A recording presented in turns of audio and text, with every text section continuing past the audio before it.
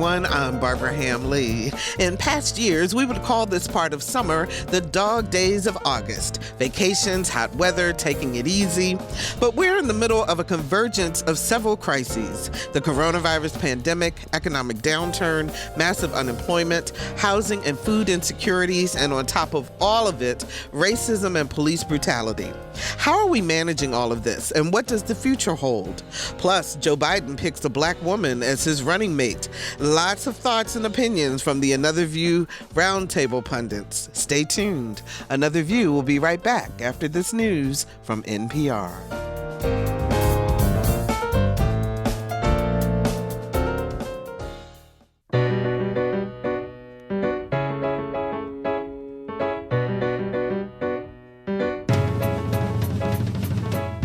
Discussing today's topics from an African-American perspective, this is Another View. Good afternoon, everyone, and welcome to Another View. I'm Barbara Ham-Lee. The Another View Roundtable is here to talk about a variety of current events, including the selection of Kamala Harris as Joe Biden's running mate. But first, let me invite you to join us for our next Race Let's Talk About It Town Hall, a virtual town hall 1 week from today, Thursday, August 20th at 6:30 p.m. Our topic, When Silence Speaks Volumes. We'll talk about why it's so hard to talk about race and how our silence allows racism and racist actions to continue. Our panel includes Dr. Eric LaVille, Dr. Cassandra Newby-Alexander, Jonathan Zur, and Veronica Gallardo. Everyone is invited to participate, but we need you to register, please. Go to whro.org/talkaboutrace and sign up. It's free, and I hope you'll join me for a conversation designed to make a difference and help the races come together. So let's go to whro.org/talkaboutrace to sign up for our virtual town hall next Thursday, August 20th. Hope to see you there. It's the second Thursday of the month, which means it's time for the Another View Roundtable. So let's meet our pundits. She's Virginia's relationship expert, entrepreneur, and talk show host, Ms. Alvean Lyons. How are you, Alvean? Hi, everybody. I'm great.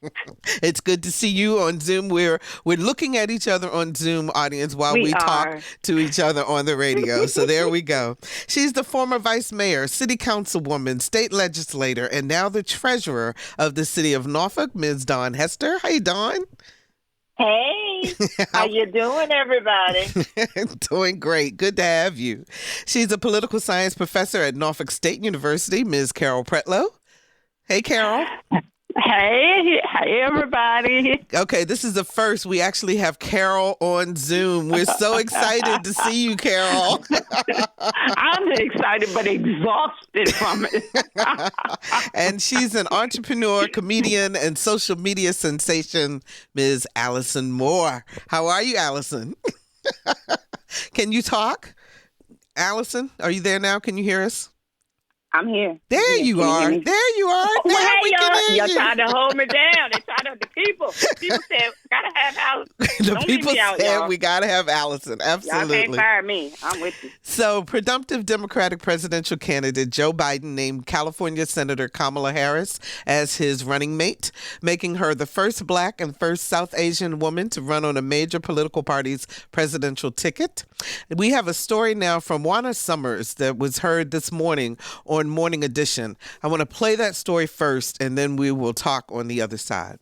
For whatever reason, it takes a long time for America to hear Black women. That's LaTosha Brown, a co-founder of Black Voters Matter. She's one of the women behind an open letter to Biden back in April that urged him to pick a Black woman. In this moment, we thought it was critical that this is the time, this is the moment for a Black woman. I think it's going to show itself to be, we were right. I think it's showing itself already that we are right, that the campaign has taken on a whole nother level of energy right now. Yesterday, Harris talked about her family. And you know, my mother and father, they came from opposite sides of the world to arrive in America.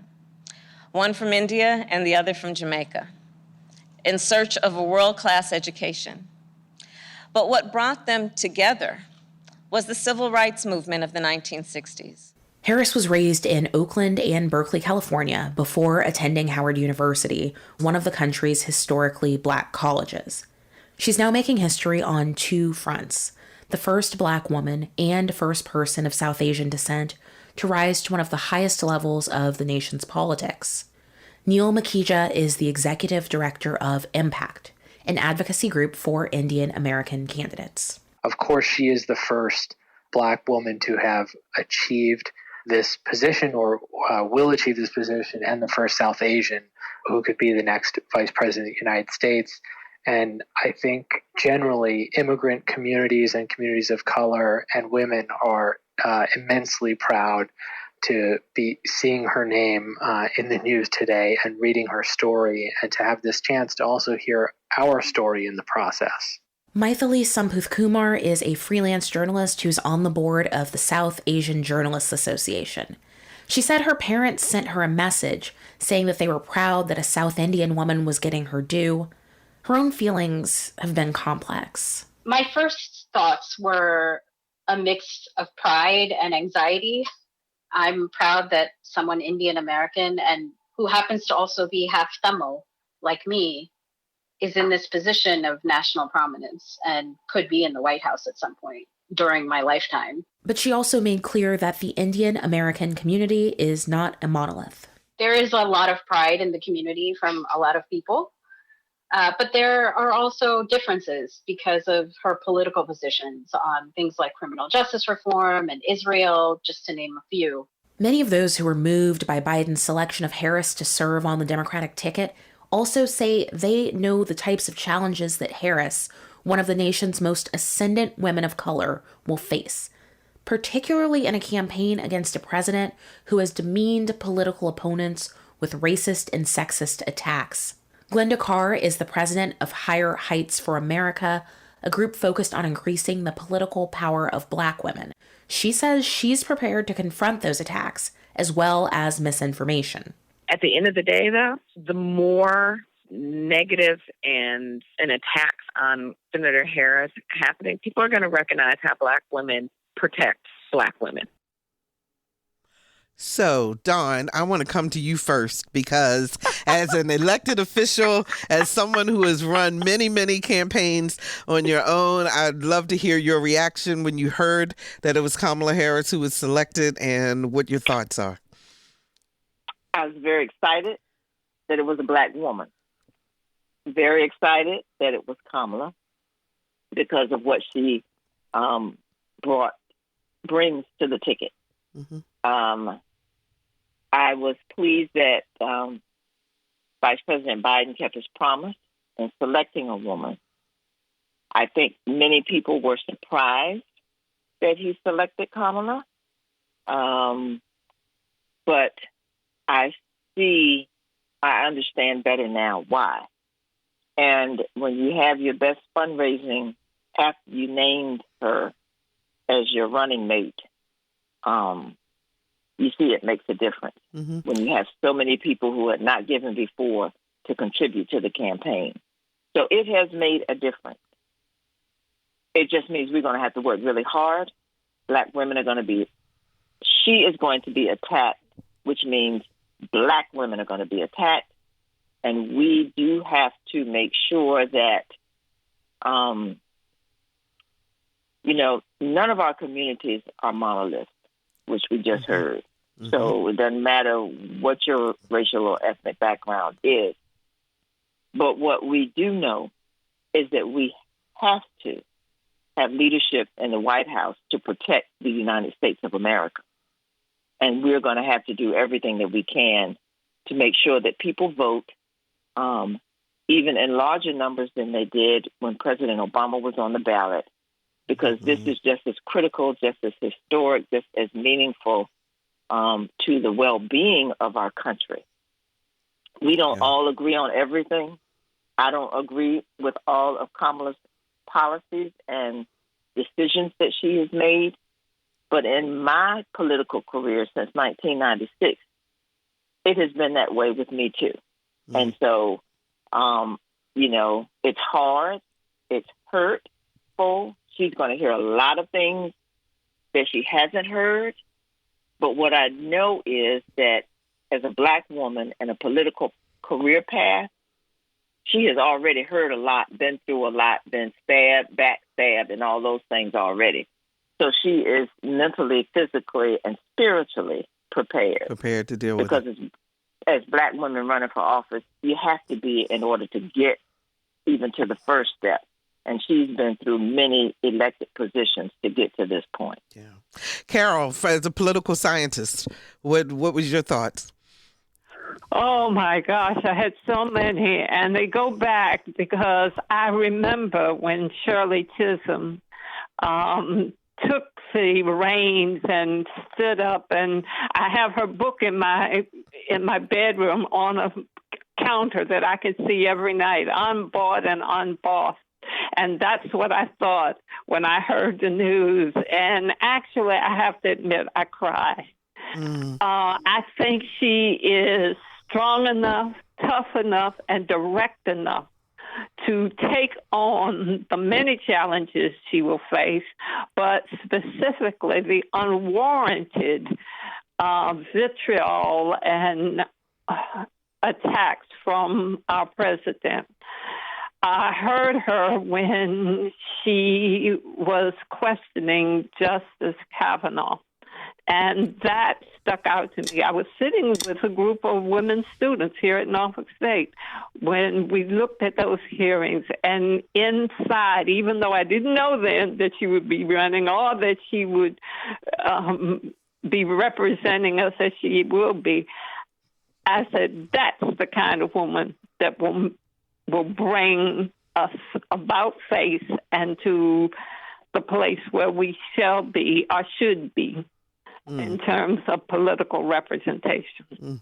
Allison, I'm curious since you're the youngster of the group, what your perspective is in terms of what you've heard and what you think. I'm still processing it and taking it all in. I'm just super proud that this information before I got to the show. Come on, let me educate myself. I'm excited. And I knew that it was something that was necessary based on. Can y'all hear me? Yeah. Are you on speaker? If no, can you hold the phone up to your ear? Oh, I know what it is, because you have earpieces in as opposed to holding the phone. For some reason that messes up the audio a little bit. Try it. It probably does. It probably has something to do with me turning it off. Oh, okay. That might help. That might have a problem. There you go. Not working. There you go. Now we can hear you. I'm excited about the whole process. I know that Queen Dawn said that he needed, that was requirement for him to make good on his promise. So I was following. I'm really proud of myself watching this news and stuff. I'm exhausted and tired, but I'm processing it and taking it all in. Obviously, I wanted to make sure that I understood what her legacy has been up until this point and why there has been so much outrage as a result of it, because obviously, I'm seeing on my social, people like, oh, forget her. She keeping a Black man down. Here we go with this one. She don't even like, so I've been trying to understand why are people irritated aside from the fact that she's Black and she's a woman. Okay. And Alvean, your thoughts? Well, I understood the calculation very quickly. We're about to be in probably the dirtiest, messiest campaign season that we've ever seen. There are lots of people who even question whether or not there will be, a peaceful transition of power, should the Democratic Party be successful this season.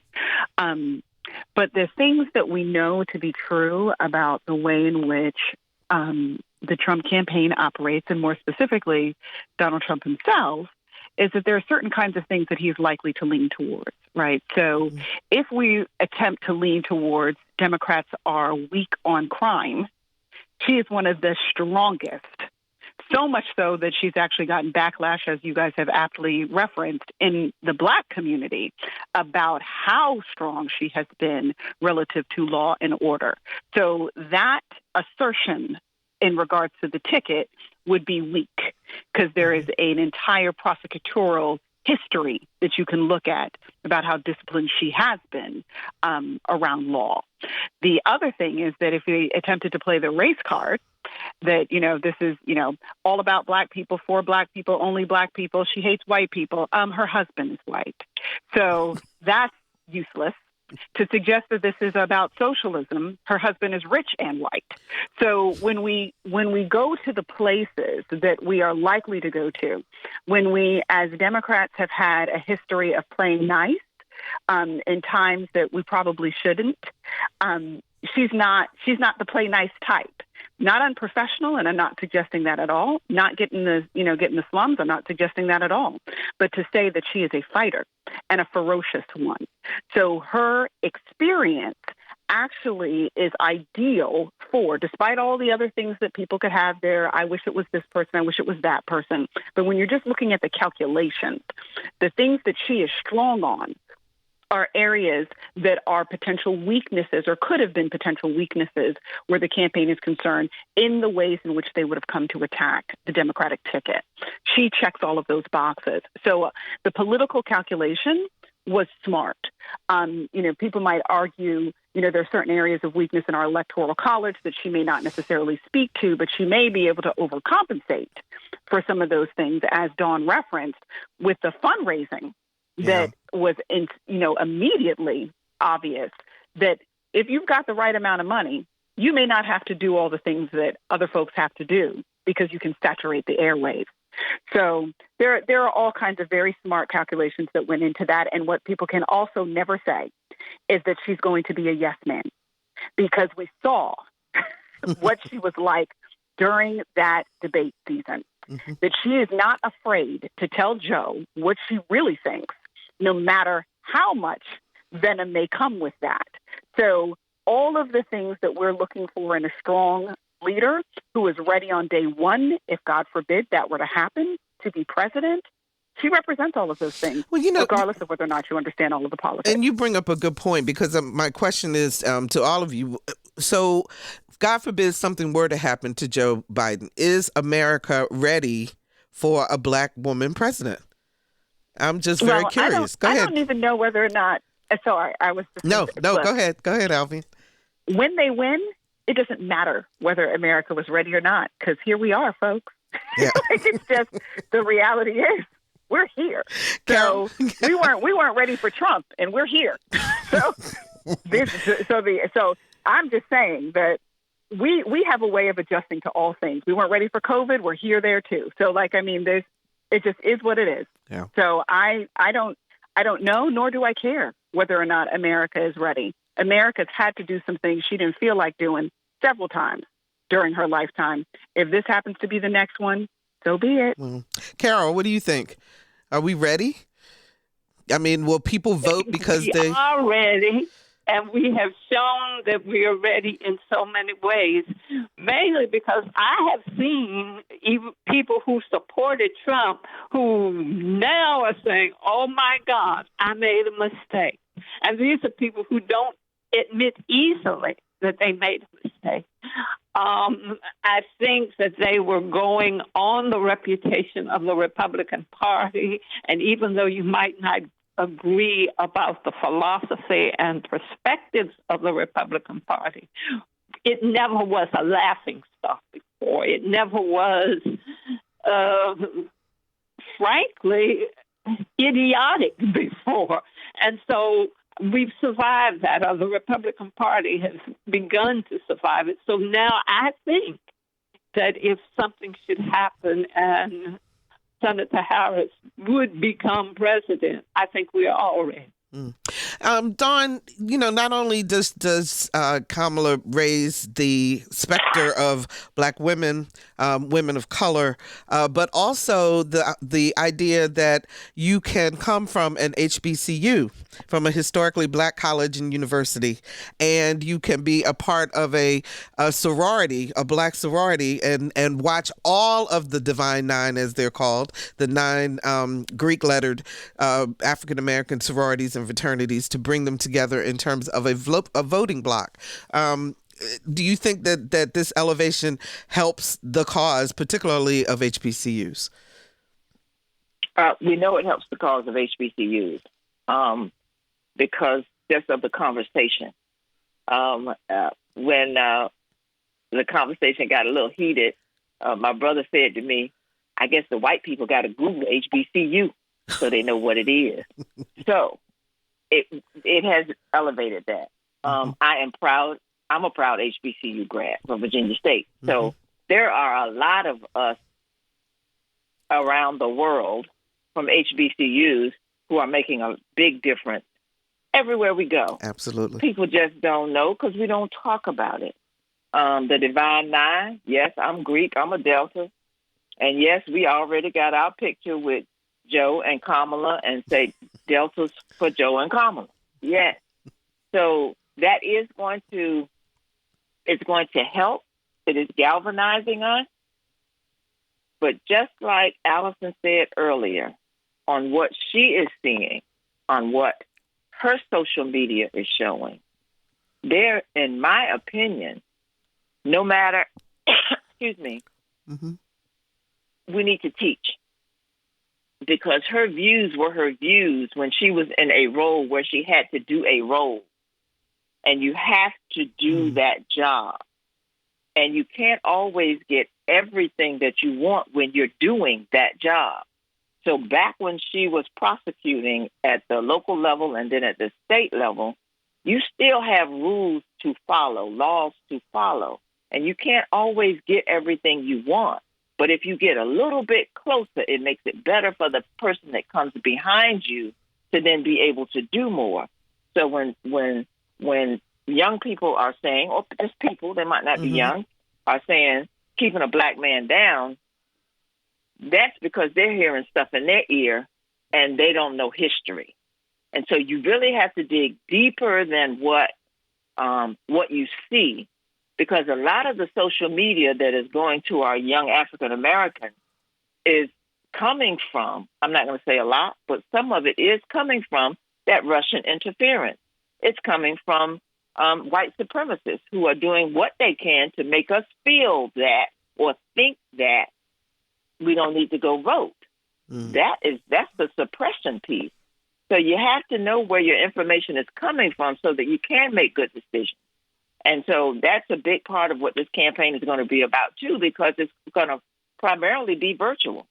So we have got to make sure that we are following these social media networks and putting out correct information, at least to counter the incorrect information that not only our young people are getting, but others are getting as well. I'm going to go to Carol, and then I'm coming to you, Alvean.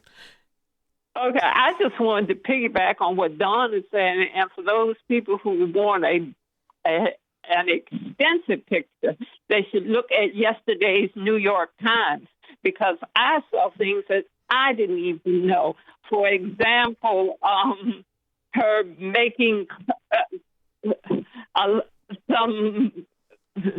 some efforts to help historically black college students come to college with a debt-free agenda. And I was amazed by that. So the New York Times did an excellent article. It's actually 2 full pages on policy issues and the things that most of us don't even know, and that was an initiative. Our efforts for HBCUs was something that I didn't know. Also, to give teachers pay raises of about $13,000. And that is amazing, because I have long said that teachers are unrewarded for the hard effort that they put in. Hold on, Alvean, I'm coming to you. But if you're just joining us, we're talking about this summer of discontent with the Another View Roundtable relationship expert Alvean Lyons, Norfolk City Treasurer Daun Hester, NSU political science professor Carol Pretlow, and entrepreneur and comedian Allison Moore. Alvean, how critical is it for us to do our homework and to explain to others, as we will find ourselves engaged in conversations, particularly around this issue of Kamala Harris's record in terms of prosecution? Because I have heard that, all of us have heard that line many times about how she did not how she was so dogged in terms of following through on the law and not helping particularly African-American men in her time in California. Well, I think that I definitely think it's extraordinarily important, because we cannot participate in the campaign of misinformation. It's the same thing as being party to the cancer of just blatant lies. Now, it is not to say that she wasn't strong on the law, because she was. You know, her record clearly indicates that. But I think she aptly addressed that in a couple of different conferences that she did, some of which were town halls, other of which were panel events. Some she was primary speaker inside of them. But one of the things that she said is that there's an absolute misnomer that communities of color do not want policing. That's not true. Or that communities of color want there to be a weakness on crime and law enforcement. Right. That is not true. What she said very clearly is what community of colors don't want is to be racially profiled. What communities of color don't want is to be disadvantaged inside of the judicial system. What communities of color don't want is to have unequal representation inside of the law. She ran down a host of things that are absolutely true. Many of us don't want to get rid of police officers. When you hear all of this, defund the cops, get rid of police, all of that, many of us don't feel that way. What we want instead is that the allocation of funding going to our law enforcement help to ensure that we're getting quality law enforcement. What we want is to make sure that there's appropriate reform so those who may have had histories of abuse of power do not get the opportunity to do the lemon dance and move from precinct to precinct after they have violated someone else's civil rights. What we want is to make sure that our law enforcement agents are effectively trained so that they can recognize the difference between a mental health crisis versus a criminal experience.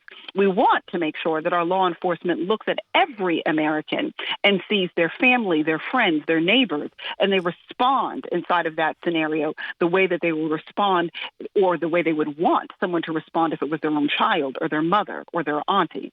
We want an equal experience inside of the landscape. We're not asking to get rid of good police officers. We're not asking for our communities to be, weak on crime. We're not asking for anarchy and for folks to run amok. What we're asking is that we're treated as humans inside of the experience. And my experience or my son's experience is no different than Logan's and Cody's and Kelly's and Susan's. We want all of those things to be exactly the same. And if you treat us all the same, then we will not have any issue with the fact that people have to do their job, as Daun referenced. And sometimes it's a hard job. And sometimes things have to happen that everybody doesn't love, but the law is the law, and we want it equally and appropriately enforced. And Kamala has done her very best in her history to do just that, even in tough scenarios. Allison, when you're looking at your social media, when you're talking to friends, well, first of all, question I wanted to ask for you. Carol mentioned the fact that she remembers when Shirley Chisholm was running for president. And that was so this is a very historical perspective for her to have now finally a black woman on the vice presidential ticket for, in a very real race. Does this feel historical to you from your perspective? Yes, but I probably would have just started using that word today. I don't think I realized it as historical prior to this moment, but more so empowering, more so like, thank you, we have representation. I'm a graduate myself from an HBCU. I have a bachelor's from Norfolk State University. I'm a proud graduate of Norfolk State University, but I have a master's degree from George Washington University, right? And I have found in my professional time that it gave me more permission to be at certain tables when I would say that I was from George Washington University as opposed to Norfolk State University. And that would be very troublesome for me. It's one of those things, I don't want to walk away from that education. It's really become a part of who I am. But, I'm not really being heard by just NSU. However, now I feel like showing that a woman that's come out of Howard University can be, that's top talent right there. I think that it changes the game for us. It gives me, let's hear from her because she's from HBCUs. Isn't that where the Kamala Harris is from? Well, maybe she has something to say. So I felt like before, yes, she gave me some more batteries or something that could give me this more, people will receive me in a more professional way. I don't have to tell as many jokes. You see that I am smart or that I am someone that can bring value to a whole government or whatever, just as a result of Kamala's success. So I think that historic, definitely, yes, empowering probably before now, but it is like listening to this conversation today, I'm like, oh, shoot, this is big. and I'm paying attention, and I feel good about being able to have this conversation with my children and my grandchildren or future mentees that have become young women as I'm more seasoned in my journey. So yes. Did I answer your question? Yes, you did. Yes, you did very well. Good. Thank you very much. So one somebody. last point I want to bring up about this, and then we'll move on to another topic. So in 2016, white women made up 41% of everybody who voted, okay, for the presidential election. And of those, Trump won 35% of college-educated white women and 56% of white women without college degrees. So these are the women who did not vote for Hillary Clinton, even though a lot of them said from exit polls and everything else that, yes, they were going to vote for Hillary. Will they vote because Kamala is on the ticket? Dawn. Yes, because their children are out there protesting with our children because they have tried to raise their children to be to engage with everyone at school and these integrated schools as much as they are integrated in some places. So they've tried to raise their children to be to build friendships and relationships. And so they are out there with their friends. Some of them are leading their friends and saying, come on, because they can see that it's different. They can see in the classroom where it's different. They can see how they've been treated at school and at work and at college or wherever it is they are. So our young people, I think because we are in this, I call it a revolution that we're in, because of not only of the protests, but because of all of the angst that's happening in the world and specifically in the United States, that it is causing our white sisters to say and to see that things can be better, and they have to participate to help make it better. And I really do think that they are. Before we leave this topic, a couple things I'd like to say, Sure. if you can give me a minute. Absolutely. I want to talk a little bit about the young people, the millennials and the Gen Zers. I want to ask you not to waste a vote writing in Kanye, because Kanye is what, and I don't want to be offensive, but what in the political sphere that I have been in, when I have run for campaigns and people did not want me to win, they would put in another person to try to draw votes away from me so that I wouldn't get enough votes to win. And that is exactly what's happening with Kanye.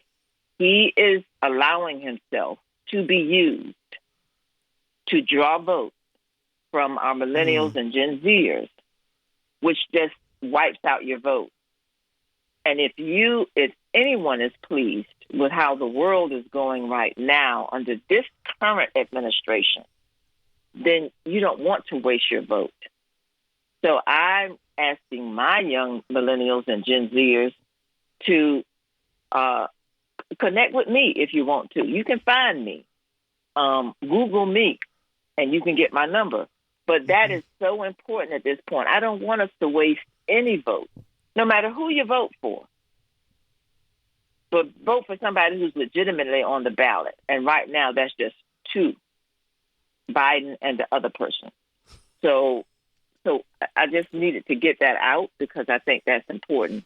And you've got to you just got to vote. Yeah, Allison, thank you for letting me get that in. Not a problem. Alvean, I see you smiling on that one. Absolutely, because first of all, the thing that I don't know if America is spending the time, I would hope, but Kanye is bipolar. So, and that is not said as a slight in any form or fashion, but what is happening right now is they are capitalizing on his mental health crises to use him to be a detractor inside of a very real fight. And unfortunately, if people are not doing the math, they're so focused on, he's an artist and he's sensitive about his stuff, as Erykah Badu would say. Like he's just, that this is his creative genius. But that's not what this is. This is mental health crises in active work. And as a mental health professional, I am terribly troubled by the fact that there is an administration that is utilizing this and capitalizing on this in a way that suggests to me that you have no regard for his life or his health. Because if you did, you would really be encouraging him and supporting him around getting the help and the intervention that he needs so that he is stable for both himself and his family. So I am concerned about how inhumane it is to behave in a way that shows that there is no bottom to what you are willing to do in order to try to muddy up this election. Allison, you wanted to weigh in? Yes. So I want to say, at least to Queen Dawn, it ain't all of the millennials, okay? So on behalf of some of us millennials, it's not us. I think that especially those of us who were on the Kanye train 10, 15 years ago, we've gotten off that train quite some time ago. I mean, Kanye has made some very different moves. Now, there are some of the much younger people, the Gen Zs, who might still be, he's an artist, he's an et cetera. But I think when the announcement first came, maybe for 24 hours, it was like, wow, can 2020 get any crazier? But then as the dust settled, we were all like, okay, but Kanye, come on, man, we need somebody else. Who else? Can anybody else? So I don't think it's a millennial necessarily pushing this kind of thing just from us anyway. It's those people who are buying his $300 and $400 tennis shoes. That ain't us. Okay, go ahead, Dawn. What I want people to realize and others to realize, and I appreciate you saying that, because I think that it is the other people who are trying to influence this race who are influencing it on social media. Mm-hmm. Mm-hmm. And so if we are not talking to our friends that we interact with on social media to help them to learn what's happening in the world and how politics works, then it would be a challenge for anybody running for office. And we can't allow that to happen. So we have to educate our friends who are on. So if you see something that comes up and somebody says something, you need to be able to push something back out to help somebody think. Just help them think so that they're making a better decision and they're more informed about what they're doing. Alvean. We are in, the world is critical right now. We need us. Sorry, Dawn. I didn't mean to cut you off. Alvean? Okay. I just realized there's one little thing that I didn't respond to that you said, Barbara, and you were talking about whether or not our white sisters of, our generation, so to speak, and above, because I'm in my early 40s, that whether or not they will vote for this ticket. And what I want to say is this, and I'm truly an optimist by nature, but a pragmatist when it comes to politics. I am not so confident that they will necessarily vote. What I'm more confident about is that their daughters will. I am more confident that the next generation is going to be serious about it. I am hoping, much like Dawn referenced, I am hoping that they will be pushing their mothers to stand with them on their revelation about what they want to see in America. What I believe this next generation is requiring is that America lives up to her promise. And what I appreciate about that is that too many of us have been okay with the fact that she's lived underneath her promise for centuries. But this generation is unwilling to allow us to maintain the rhetoric of the promise of America without the accountability of the results that match that. Yeah. So I'm hoping, very hopeful, that this next generation will be the 20-somethings, will be the ones that are going to show up in droves at the polls. And regardless of all, there's no such thing as perfect candidates. So let's stop this. Let's fall in love. We got to fall in love with the candidate to choose the candidate. Look, at this point, you have to decide what is it going to be, people. Like, this is, you can't tell me that you're still waiting to find out anything now. Okay, so I was going to move on to another topic, but I got to bring this point up because I want to hear from you all on this. And this is the whole idea of the physical way that we are going to vote, because there is so much pushback now between the post office slowing things down. People are worried about that. The inability of localities to either put up a drop-off box or not. Some of them have them, some of them don't. The confusion behind the group out of Richmond that was trying to get people to do absentee ballots. I mean, there's all this confusion around going to vote, and when you have an apathetic group of people in terms of wanting to vote in the first place, who will come up with any excuse not to vote. Talk to us, convince people why they have to vote. Carol, let me start with you. Wow. Well, I think that as we look at the current environment, that's incentive and that's a push. But we have to, each person, take an action. For example, yesterday I spent the day emailing people, specifically my students, about the election and voting, etc. I think that this is going to be easier said than done, because we have a generation of people who may be nervous about the whole idea of putting something in the mail. I mean, I've had mails from people that were misdirected, but I think we have to look beyond that and say, let's use everything that's available. Why can't we have in-place voting where you go to a specific place and you vote? But that does not mean that there are other people who won't need to put it in the mail, to mail it off. And I think that particularly with the virus and all, the mail is the way to go. Daun, how convince people that they still need to vote regardless? Because we want a better world to live in. That's why we need to vote. Okay, so that's the bottom line. How you do it is going to be up to you. Some are going to vote by mail, and everybody should know that you can request your absentee ballot today. It will be mailed to you beginning September 18th. So everybody should know that.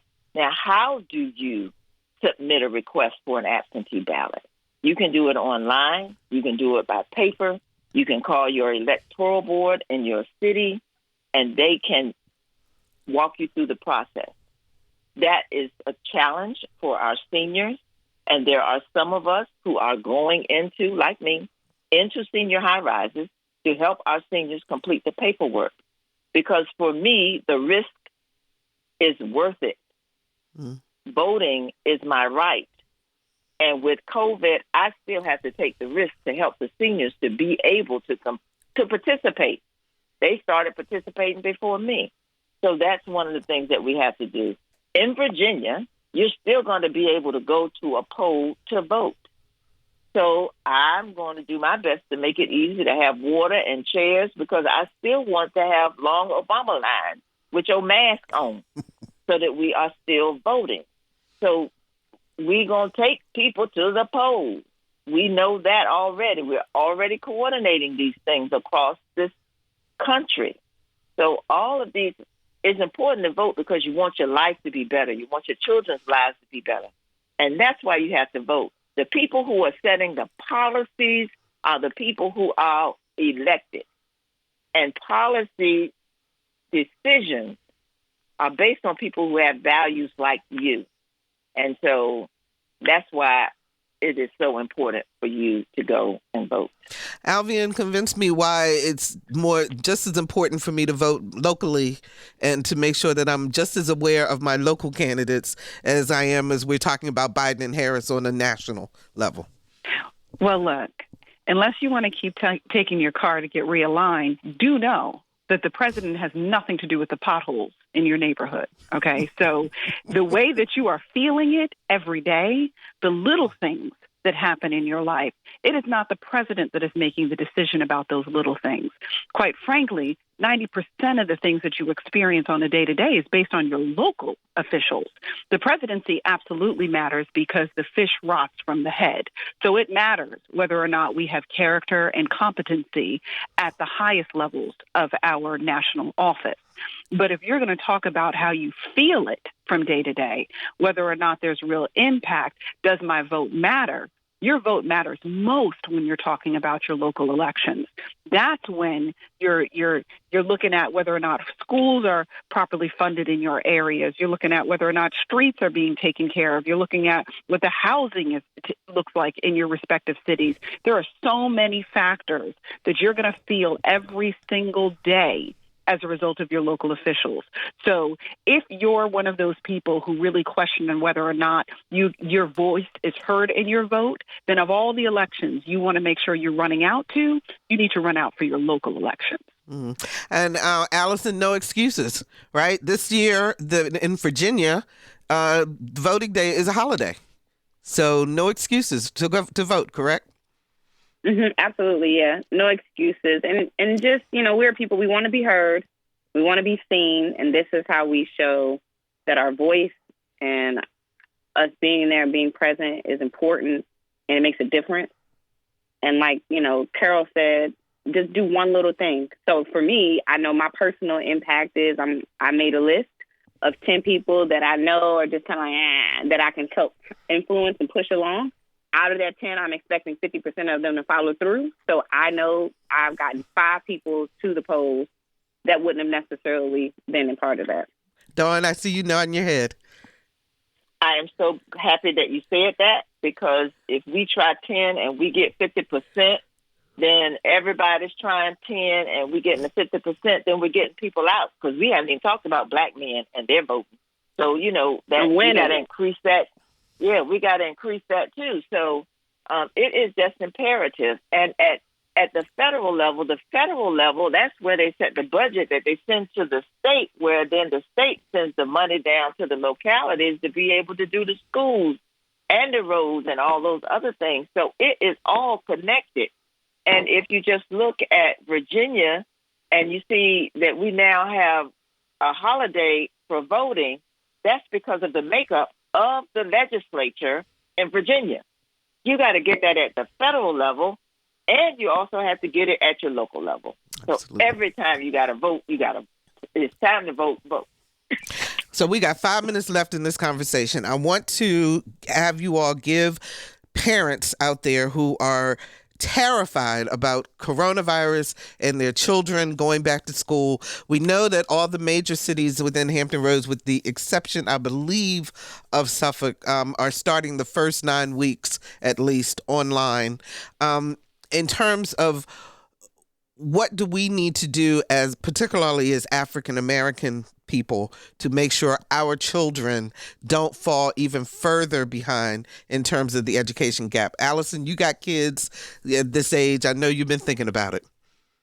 Yeah, what y'all need to do is come over here. Everybody pick a day and a subject that you want to teach once a week, and I'm going to shuffle my kids to your house, because I hate it here. You knew it was coming. What are your kids going to be online, right? So are you going to set up a structured day for them? What are you going to do? What? Yeah, structured. Me on this clean radio show. Don't use profanity. I'm going to try. I'm going to do whatever the heck I did going out of here. And I've just resolved these kids going to have to be entrepreneurs. And, I've just decided that whatever they wanted to do before I became their teacher, they should have did it. And they didn't do it, so now it's on them. I made it, so they're going to have to figure it out. I don't know what to tell you. Alvean, you have kids that are still in school, too, if I'm not mistaken. I do. And a little mine are a little bit older. They're, teenagers at this point. But the realities are, mine is a freshman in college now. So he's 18, and he'll be online this semester. So we are serious about social distancing, and to the best of our ability, which is hard when you're dealing with teenagers, trying to make sure that he's safe. Because on top of all of that, my child happens to be a juvenile diabetic. So we are part of the population that has to be more careful. I drop that into the conversation as a person of color with a child with special medical needs, that one of the things that we really have to do that is outside of our typical is we got to change the way we eat, folks, because how we're eating and the things that we're doing to our body are disproportionately affecting our representation inside of these statistics.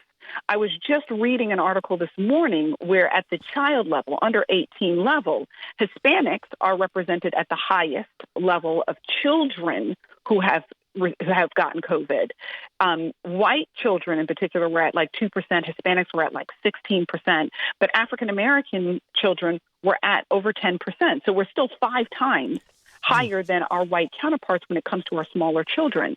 And one of the things that the physician who was talking about this was saying is that the way that we are eating, the way that our children are even eating, is increasing our susceptibility to the virus, because the comorbidities, even though you're a child, the comorbidities, the things that compromise your health, impact how sticky this virus can be where you're concerned. So some of the small things we can do, and in addition to all the stuff the CDC is talking about, we got to do less of this fast food, less McDonald's, less Chick-fil-A, and, we love all these things, but we got to feed our kids some fruits and some vegetables at home. They need to eat some balanced meals. They need to go to sleep at a reasonable time so that their bodies have the ability to fight what it is that they're going to be exposed to.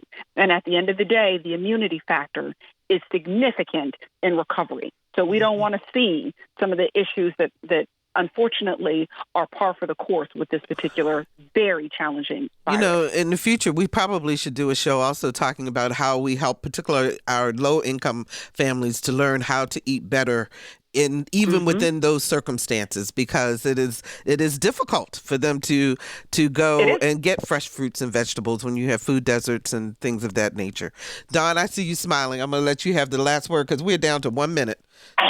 Oh, okay. Look, okay, so parents, when you go to pick up your notebook for your child, make sure you get a notebook for each child, but also ask for a hotspot for each notebook, Chromebook that you get, because Wi-Fi is going to be a challenge if you have 2-3 children in the house trying to use Wi-Fi.